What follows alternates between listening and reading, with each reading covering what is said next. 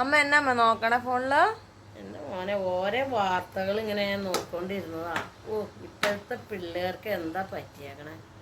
ഞാൻ ഓർത്തേക്കണുണ്ടല്ലോ മോനെ, ഈ നിങ്ങളൊക്കെ നല്ല സ്ട്രോങ് ആണ്, ജോലിയുണ്ട്, വിദ്യാഭ്യാസമുണ്ട്, ഇതൊക്കെ കാരണം ഞാൻ ഓർത്ത് നല്ല സ്ട്രോങ് ആന്നാ.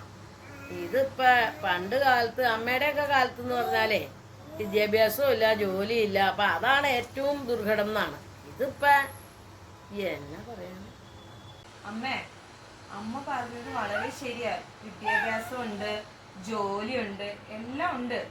പക്ഷേ ഇപ്പത്തെ കാലത്തെ ഒരുമാതിരി പ്രഷർ കുക്കർ പോലത്തെ ജീവിതമാണ് എല്ലാവർക്കും. ഒരു ഫ്ലാറ്റില് കൂടിപ്പോയ 1, 2, 3 പേര് കാണും.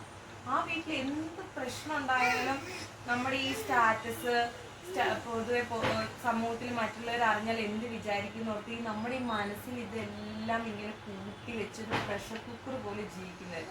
പക്ഷെ എനിക്ക് തോന്നുന്നേ, അമ്മയുടെയൊക്കെ കാലത്തൊക്കെ ഇല്ലേ, നിങ്ങളുടെ വീട്ടിൽ അമ്മയുണ്ട്, അമ്മൂമ്മയുണ്ട്, അപ്പൂപ്പന്മാരുണ്ട്, വീട്ടിലൊരു വഴക്കുണ്ടായാൽ തന്നെയില്ലേ എല്ലാവരും അറിയുകയും ചെയ്യും. ഇന്നൊരു വഴക്കുണ്ടായ പിറ്റേ ദിവസം രാവിലെ നമുക്ക് അത് തീരും. മീൻസ് നമ്മുടെ അമ്മയുടെയൊക്കെ മനസ്സിലൊരിക്കലും ഒരു പ്രഷർ കുക്കർ പോലെ കിടക്കുന്നില്ല. അതുപോലെ തന്നെ അമ്മയൊക്കെ പറഞ്ഞ് ഞാൻ കേട്ടിട്ടുണ്ട്, എൻ്റെ വീട്ടിൽ ഞാൻ കണ്ടിട്ടുണ്ട്, എല്ലാവരും അടുത്തുള്ള വീട്ടിൽ പോകുന്നു, അയൽപക്കക്കാരൊക്കെ ആയിട്ട് വർത്താനം പറയുന്നു. അതുകൊണ്ട് ജീവിതം ഒരിക്കലും ഒരു പ്രഷർ കുക്കർ അല്ല. പക്ഷെ ഇന്ന് നമുക്ക് ആരോടും ഒന്നും തുറന്നു പറയാൻ പറ്റില്ല. ഇങ്ങനെ കെട്ടി വെച്ച് ഇങ്ങനെ അടുക്കി പിടിച്ച് ഇങ്ങനെ ഒരു ദിവസം അങ്ങ് പോകും. കൂട്ടുകുടുംബം ഉണ്ടെങ്കിൽ ഇതുപോലെ പ്രഷർ കുക്കർ പോലെ ജീവിക്കണ്ടെന്ന് എനിക്കിപ്പോൾ തോന്നുന്നുണ്ട്.